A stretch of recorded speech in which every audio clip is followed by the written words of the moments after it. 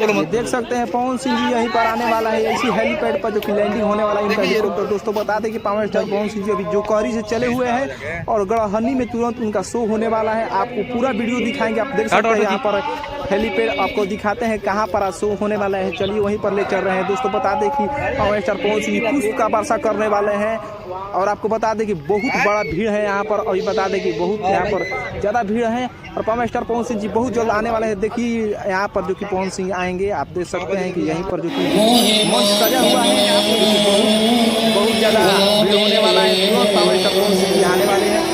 आपको वीडियो पूरा अपडेट देंगे और फुल शो दिखाएंगे, तो आप बने रहे और वीडियो को ज़्यादा शेयर करते रहे। आपको बता दें कि पावर स्टार पवन सिंह आज पावर स्टार पवन सिंह का हर वीडियो दिखाया जाएगा। यहाँ से जो भी लाइव आएंगे तो आप बने रहे और वीडियो को ज़्यादा शेयर करते रहिए। आपको बता दें कि पावर स्टार पवन सिंह बहुत जल्द आ रहे हैं।